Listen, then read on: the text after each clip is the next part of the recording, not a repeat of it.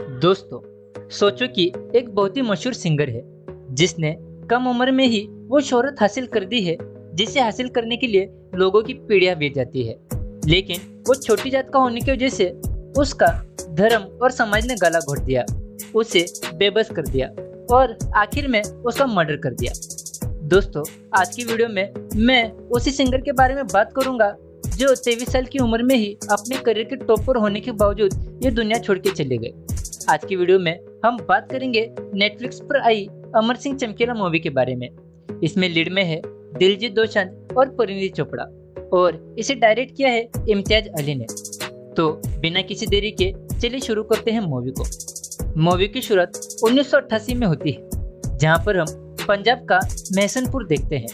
यहाँ पर पंजाब के सबसे बड़े सिंगर अमर सिंह चमकीला और उनकी वाइफ अमरजोत को देखने के लिए बहुत सारे लोग आए हुए हैं। सभी लोग उनको देखने के लिए बेसब्र है। यहाँ पर बहुत बड़ी भीड़ उमड़ी है बस इन दोनों की एक झलक पाने के लिए। इनका इंतजार थोड़ी देर में खत्म हो जाता है और चमकीला और उसकी वाइफ यहाँ पर आ जाते हैं। लेकिन जैसे ही ये दोनों अपने गाड़ी से उतरते हैं, एक गोली सीधी अमरजोत के माथे पर लगती है, जिसकी वजह से वो मर जाती है।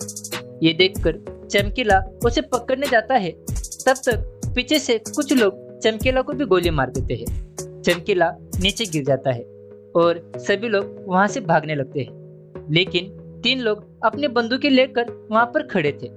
ये लोग चमकीला के साथ उसके साथी को भी मार देते हैं। अब कहानी फ्लैशबैक में जाती है, जहां पर हम छोटे चमकीला को देखते हैं जो अपने पड़ोस में होने वाली सेलिब्रेशन में खड़ा है। यहाँ पर 2 औरतें गंदे गंदे गाने गा रही थी। वो गाने चमकीला सुन लेता है। वो अपनी माँ से इसका मतलब पूछता है, लेकिन उसकी माँ उसे चाटा मार देती है। लेकिन चमकीला उन बातों को नहीं भूलता और इन बातों को वो अपने दिमाग में बैठा देता है। यहाँ पर हमें गाने के थ्रू बताया जाता है कि चमकीला अश्लील था, वो गंदे गंदे गाने बनाता था, वो इस समाज को गंदा करता था।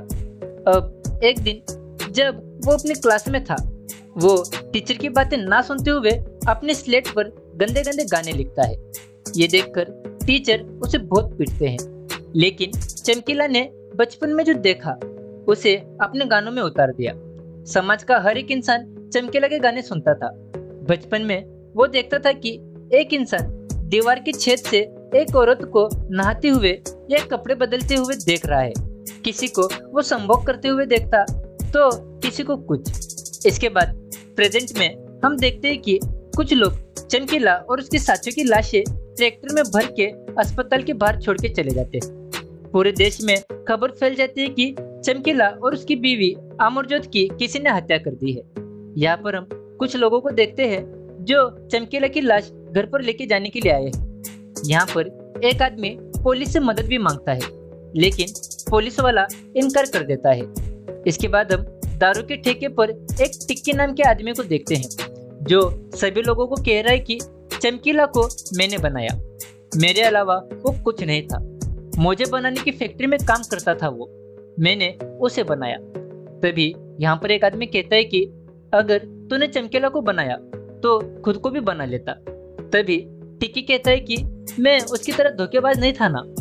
अब कहानी पास्ट में जाती है 1977 में। यहाँ पर अमर सिंह टिक्की से कहता है कि आप ढोलक तो कमाल का बजाते हो, आप संगीत में जान डाल देते हो, आप मुझे जितेंद्र जिंदा से मिला दो, आपको मैं हमेशा याद रखूंगा। तभी टिक्की पूछता है कि तू है कौन? अमर सिंह कहता है कि आज तो मैं कुछ नहीं हूँ, लेकिन कल जरूर कुछ बन जाऊंगा। इसके बाद हम चमकीला को देखते हैं जिसके दिमाग में 24 घंटे सिर्फ संगीत ही बजता रहता है। वो कुएं में भी गाना गाता रहता है। यहाँ पर हमें पता चलता है कि अमर सिंह का असली नाम धनी राम था। अब कुछ दिनों बाद टिक्की अमर सिंह को संगीतकार जितेंद्र से मिलाता है। यहाँ पर अमर सिंह जितेंद्र को अपने कुछ लिखे बोल सुनाता है। गाना कुछ ऐसा था कि मैं फिसल गई और कुंवारे जेठ ने मुझे उठा लिया, तेरा दुपट्टा हटा तेरा जलवा दिखा। ये सुन के जितेंद्र को यकीन नहीं होता कि ये गाने अमर सिंह ने लिखे हैं और वो उसे अपनी टीम में शामिल कर देता है। इसके बाद अमर सिंह जितेंद्र के लिए गाने लिखता और वो गाने गाकर जितेंद्र फेमस होने लगा। दोस्तों, पंजाब में जहाँ पर ऐसे कॉन्सर्ट हुआ करते थे उन्हें अखाड़ा कहते थे।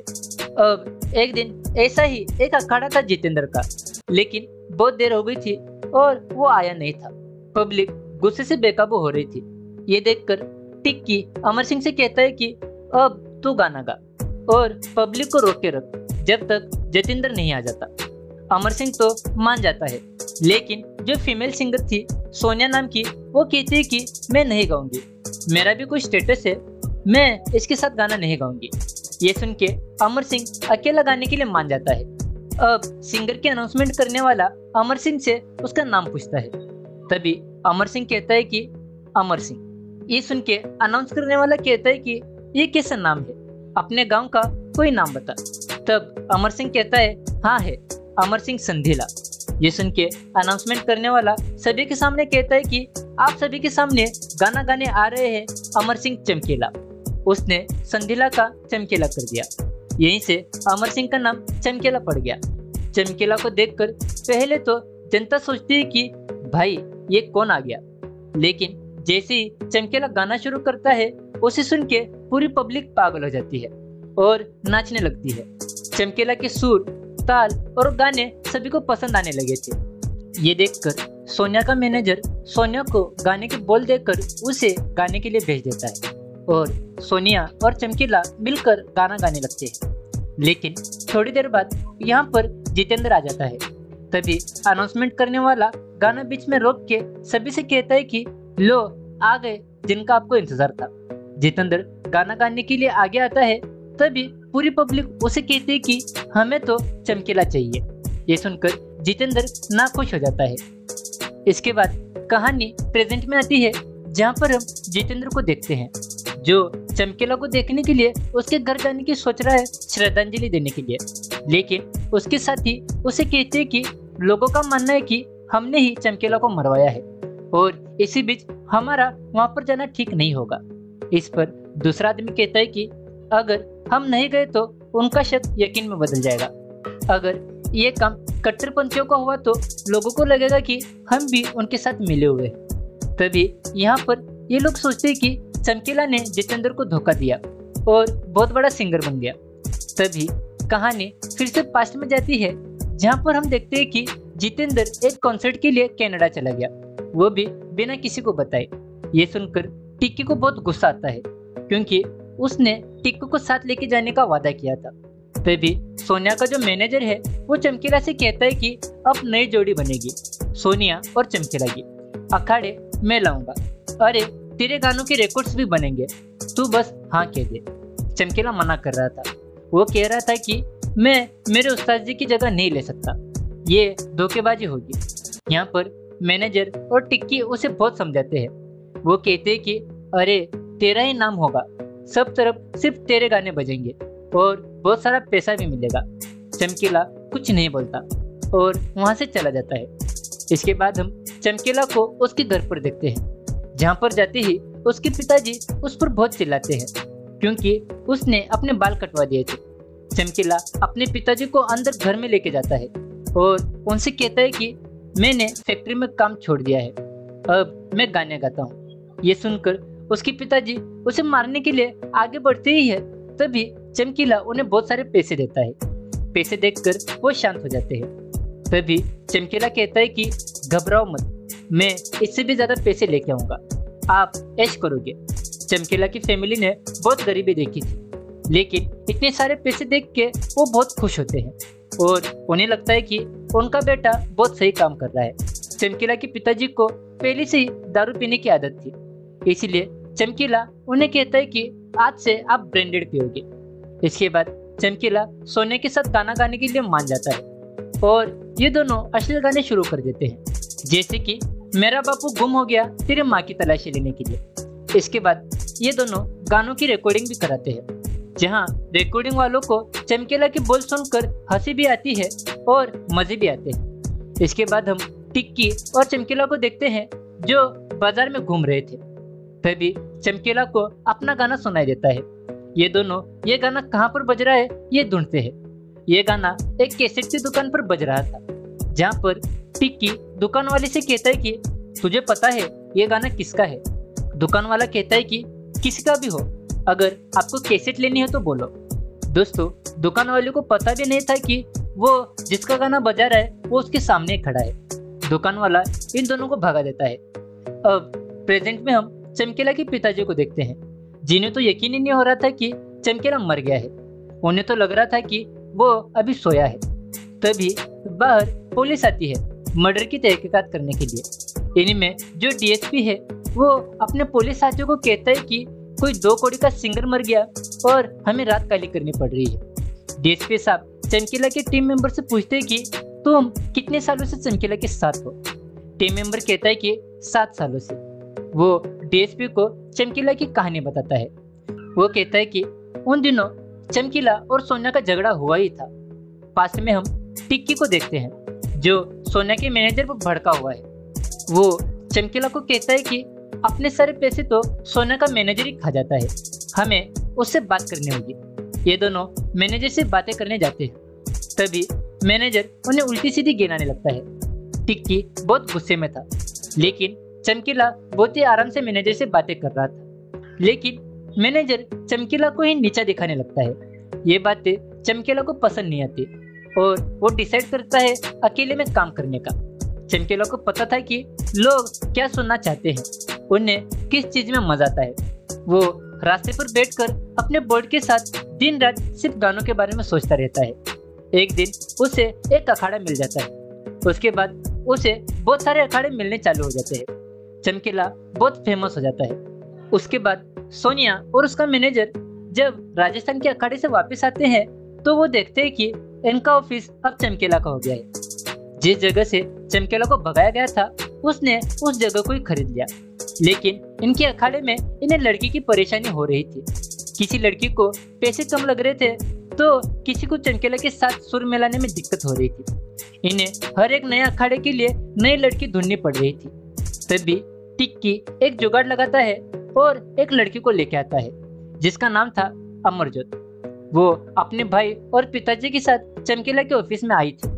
यहाँ पर अमरजोत के पिताजी और चमकीला की 1 महीने की डील होती है, जहाँ पर ये डिसाइड करते हैं कि चलो 1 महीना देखते हैं कि जोड़ी बन पाती भी है या नहीं।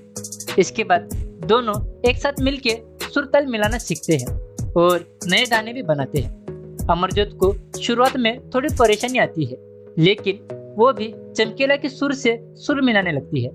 तभी डीएसपी साहब कहते हैं कि हाँ, इन दोनों की जोड़ी बन गई और दोनों ने मिलके खूब गंदे गाने गाए। लेकिन चमकीला का साथी कहता है कि कहाँ, इन दोनों का पहला अखाड़ा तो कैंसिल हो गया था। अमरजोत खुद को इसका जिम्मेदार मानती है। तभी चमकीला उसे समझाता है कि अच्छा हुआ हम दोनों को और समय मिल गया गाना गाने का। इसके बाद इन दोनों ने बहुत सारे गाने गाए और इनकी जोड़ी फेमस हो गई। इन दोनों ने अपने गानों को रिकॉर्ड भी किया। पूरे पंजाब में इन दोनों की जोड़ी फेमस हो गई थी और इनका नाम गूंजने लगा था। चमकीला के साथ रहते रहते अमरजोत को उससे प्यार हो गया था। चमकीला को भी अमरजोत से कहीं ना कहीं प्यार हो गया था। कुछ दिनों तक ये दोनों एक दूसरे से प्यार का इजहार नहीं करते। चमकीला रोज अमरजोत को उसके घर तक छोड़ने जाता और बिना कुछ बोले वहां से चला जाता। लेकिन एक दिन अमरजोत उसे अपने कमरे में बुलाती है और दरवाजा बंद कर देती है। ये इनके बीच आखिरकार वो हो जाता है जो होना था। एक दिन अमरजोत के पिताजी अमरजोत को लेके जाने को तैयार हो जाते हैं। उन्हें लगता है कि चमकीला कुंवारा है, कहीं अमरजोत और चमकीला के बीच कुछ ऐसा ना हो जाए जिससे वो मुंह दिखाने के लायक ना रहे। अमरजोत चमकीला को छोड़कर नहीं जाना चाहती थी, इसलिए वो टिक्की से कहती है कि अगर तुम्हें हमारी जोड़ी बनाए रखनी है तो चमकीला को कहो कि वो मुझसे शादी कर ले। इन दोनों की जोड़ी सुपरहिट हो गई थी। दोनों को अखाड़े भी बहुत सारे मिल रहे थे और लोग इन दोनों को एक साथ देखना भी चाहते थे। इसीलिए टिक्की अमरजोत के साथ भागकर शादी करने के लिए चमकीला को मना लेता है। अब दोनों भागकर शादी कर लेते हैं और एक रात शादी का सेलिब्रेशन करने के लिए टिक्की और चमकीला अपने ऑफिस में दारू पी रहे होते हैं। तभी चमकीला को मारने के लिए कुछ लोग ऑफिस के बाहर आ जाते हैं। टिक्की को लगता है कि ये लोग अमरजोत के साइड वाले होंगे जो चमकीला को मारने के लिए आए हैं। तभी चमकीला टिक्की को कहता है कि ये लोग अमरजोत की साइड वाले नहीं है, बल्कि मेरी पहली पत्नी गुरमिल की साइड वाले हैं। ये सुन के टिक्की हक्का बक्का रह जाता है, क्योंकि उसे पता नहीं था कि चमकीला की पहले से शादी हो चुकी है। टिक्की चमकीला को पूछता है कि अगर तुम पहले से ही शादीशुदा हो तो तुमने अमरजोत से शादी क्यों की। इस पर चमकीला कहता है कि कोई और दूसरा रास्ता था हमारी जोड़ी को बचाने का। तुमने तो मुझे कहा था कि शादी कर लो, जोड़ी बच जाएगी, इसलिए मैंने कर ली। अब तो किसी का बाप भी हमारी जोड़ी को नहीं तोड़ सकता। चमकीला और टिक्की दोनों गुरमिल की साइड वालों को मारने चले जाते हैं। अब चमकीला के गांव में पंचायत बिठाई जाती है। यहाँ पर पंचों का मानना था कि चमकीला की दूसरी शादी मानी नहीं जाएगी। दोस्तों, पहली शादी चमकीला की मर्जी से नहीं हुई थी। उसके घर वालों ने जबरदस्ती चमकीला की शादी गुरमिल से करवाई थी। चमकीला का एक बच्चा भी था। इस पंचायत में पूरा गांव था, लेकिन सभी लोग तो सिर्फ चमकीला को देखने के लिए आए थे और सभी लोग चमकीला की साइड में ही थे। चमकीला पहले से गांव वालों के लिए बहुत कुछ करता आया है, इसलिए कोई फैसला नहीं होता। लेकिन चमकीला सभी से वादा करता है कि वो अपनी पहली बीवी को हर महीने 5,000 रुपए देगा और एक बिलायती गाय भी। इसके बाद अमरजोत को जब ये बात पता चलती है, वो चमकीला पर बहुत गुस्सा होती है। वो कहती है कि तुमने मुझे पहले क्यों नहीं बताया कि तुम्हारी शादी हो गई है। इस पर चमकीला पूछता है कि अगर मैं तुम्हें बता देता तो क्या तुम मुझसे शादी करती। अमरजोत कहती है कि नहीं। इस पर चमकीला कहता है कि तो मैं क्या करता, हम दोनों की जोड़ी बचानी थी, इसीलिए मैंने तुमसे मेरी पहली बीवी के बारे में कुछ नहीं बोला और तुमने कभी पूछा भी नहीं। इसके बाद चमकीला और अमरजोत के गाने इतने चले कि दुकानों में उनके रिकॉर्ड्स की कमी होने लगी। चमकीला के गाने अब पूरी दुनिया सुन रही थी। चमकीला के अखाड़े हाउसफुल होने लगे थे। चमकीला के हर दिन अखाड़े होते। साल के 365 दिन चमकीला अपने अखाड़े करता। चमकीला की वजह से दूसरे सिंगर्स के कोई गाने भी नहीं सुनता था। इसके बाद सन आता है 1984, जब पूरे देश में दंगे होना चालू हो गए थे। बहुत सारे लोग मर रहे थे। सभी लोगों के काम ठप पड़ गए थे। सभी आर्टिस्ट चिंता में थे कि अब उनका काम कैसे चलेगा। लेकिन चमकीला के साथ उस समय उल्टा हुआ।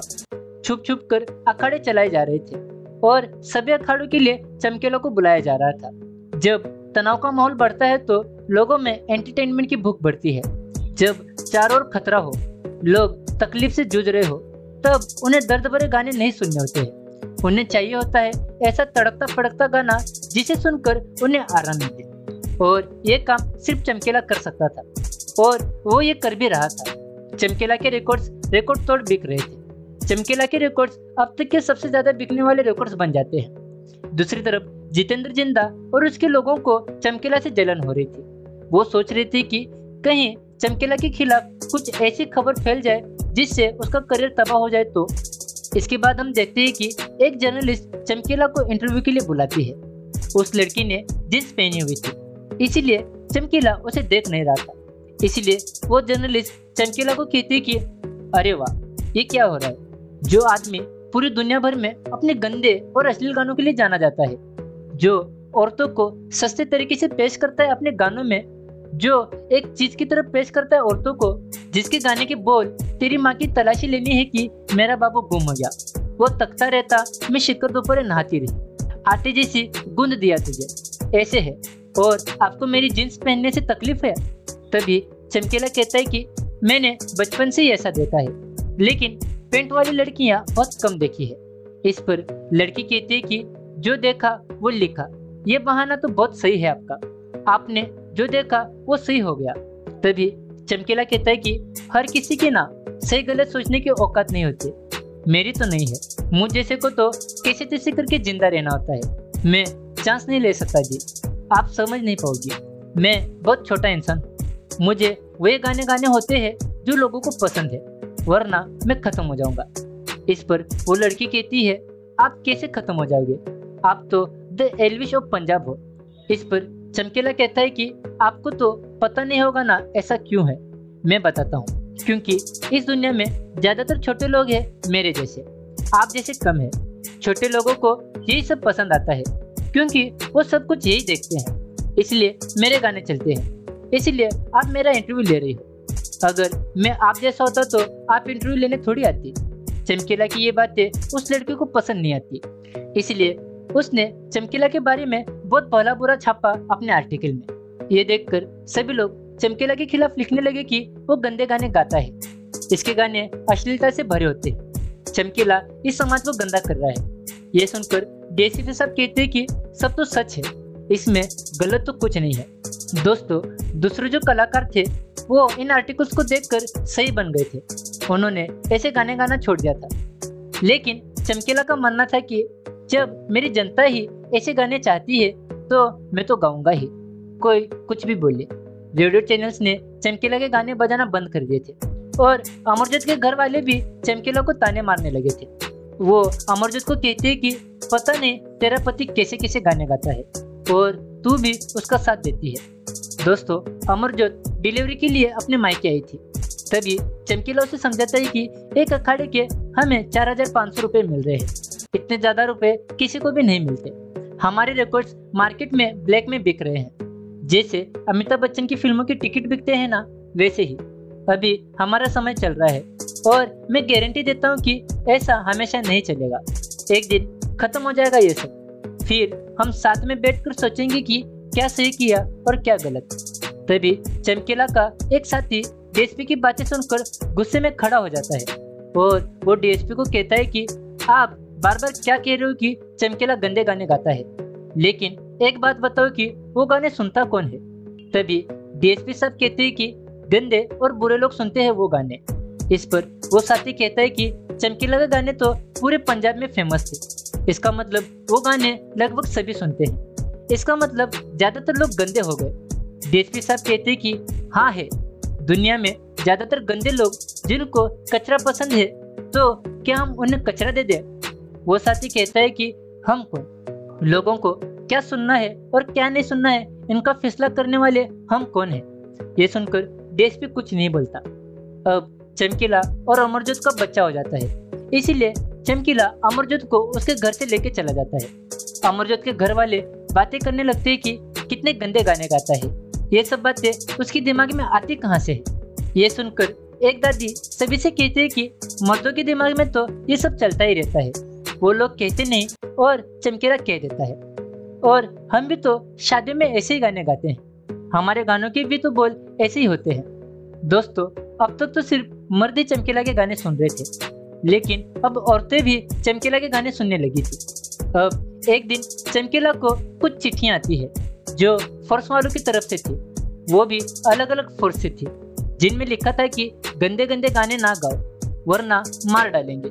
चमकीला अपने साथियों से कहता है कि लोग तो ये सब सुनना पसंद करते हैं, तभी तो वो अखाड़े में आते हैं और हमारे रिकॉर्ड्स भी बिक रहे हैं, हमें शौक थोड़ी है गंदे गाने का। धमकी भरे खत देखने के बाद टिक्की डर के मारे वहां से भाग जाता है। तभी इनके बाहर से एक आदमी इनके ऑफिस के अंदर झांक रहा था, उसे देखकर चमकीला छिप जाता है। इन्हें शक होता है कि कहीं यही तो नहीं जो ये सब खत डाल रहा है। चमकीला अपने एक साथी को उसके पीछे लगा देता है। तभी वो साथी चमकीला को आकर बोलता है कि वो आदमी एक ऑफिसर है। ये सुनकर चमकीला और भी ज्यादा डर जाता है और वो उस आदमी से मिलने का फैसला करता है। पहले तो चमकीला उसे कहता है कि भाई, मैंने कुछ बुरा काम नहीं किया है, मैं तो बस वही गाने गाता हूँ जो लोग मुझसे सुनना चाहते हैं। तभी हम सभी को पता चलता है कि वो आदमी एक इनकम टैक्स ऑफिसर है। चमकीला उस आदमी को कुछ पैसे देकर कहता है कि आप ये सब रख लो, बस मुझे बख्श दो। ये देखकर वो आदमी चमकीला से पूछता है कि क्या तुम इन सबका टैक्स भरते हो।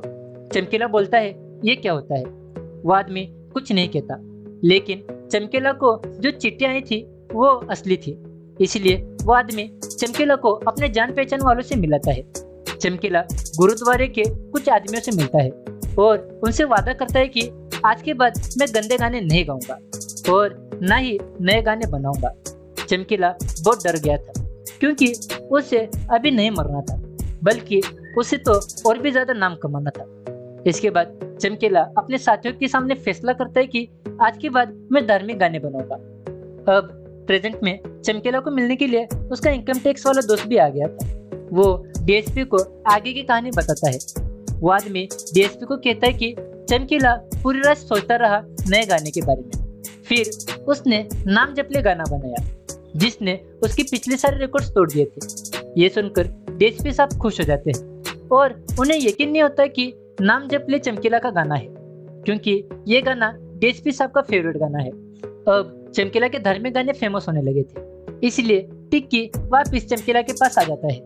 इसके बाद चमकीला अपने सारे अखाड़ों में धार्मिक गाने गाने लगा, लेकिन वहाँ के लोगों को चमकीला के धार्मिक गाने सुनने नहीं थे।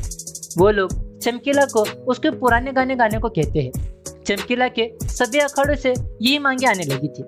चमकीला अपनी जनता को कहता है कि देखो, मैंने वैसे गाने बनाना छोड़ दिया है, अब मैं सिर्फ धार्मिक गाने ही गाता हूँ। लेकिन जनता मान नहीं रही थी और चमकीला तो अपने जनता का गुलाम था, इसलिए वो ना चाहते हुए भी अपने पुराने गाने गाने लगता है।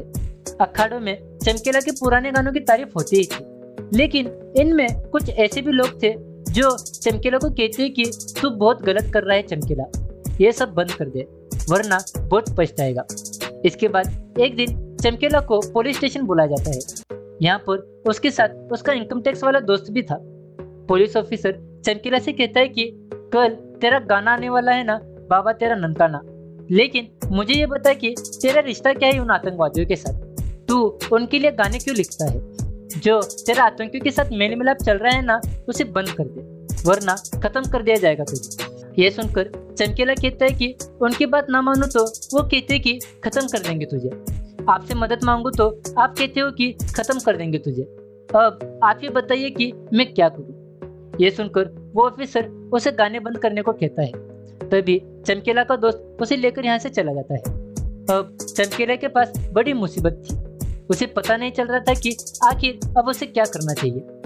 तभी उसका एक साथी उसे कहता है कि कुछ फिल्म वाले आए थे, कह रहे थे कि तुम्हारे अखाड़े की शूटिंग करनी थी। दोस्तों, पटोला मूवी के मेकर्स चमकीला के अखाड़े को अपने मूवी में दिखाना चाहते थे।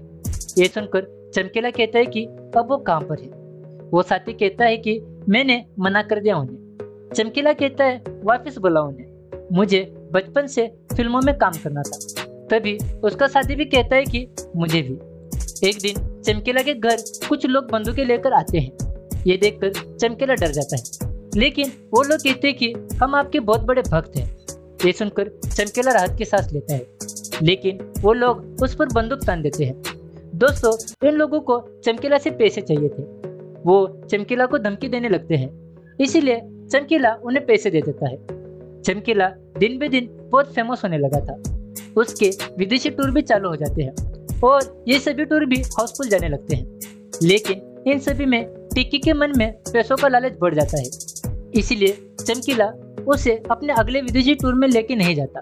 यही से इन दोनों में कड़वाहट आ जाती है। इस बात से टिक्की को बहुत गुस्सा आता है और वो उसे बहुत बद्दुआ देता है। अब एक विदेशी टूर में चमकीला से मिलने कुछ धर्म के रक्षक आते हैं और चमकीला से कहते हैं कि हम वो नहीं जो अब तक तुम्हें सिर्फ चेतावनी देते आ रहे थे, अब हमें जो करना होगा हम वो कर देंगे। आपने हमारी एक नहीं मानी, इसलिए अब आपको हमसे 4 वादे करने होंगे। पहला वादा कि आप अभी से अश्लील गाने बंद कर दोगे। तभी चमकीला कहता है कि बाकी लोग भी गंदे गाने गाते हैं, वो भी मेरे गानों से भी गंदे, लेकिन हर बार मेरा इनाम क्यों आता है? धर्म के रक्षक कहते हैं कि तू ऐसे गाने नहीं गाएगा, ये तो पक्का है, हम लोग समाज को गंदा नहीं होने देंगे। दूसरा वादा ये करो कि आज से तुम शराब पीना बंद कर दोगे। तीसरा कि तुम मीट मच्छी भी खाना छोड़ दोगे। और हमने सुना है कि तुम्हें बीड़ी पीने का बहुत शौक है, इसीलिए चौथे वादे में तुम बीड़ी पीना छोड़ दोगे। तुम आज के बाद बीड़ी को हाथ भी नहीं लगाओगे। चमकीला इनकी सारी बातें मान जाता है, लेकिन जाते वक्त उसे बीड़ी की तलब होती है, इसीलिए वो अपनी गाड़ी में बैठते ही बीड़ी पीने लगता है। चमकीला ने इतनी बार धमकियां सुनी थी कि अब उसका डर भी खत्म हो गया था।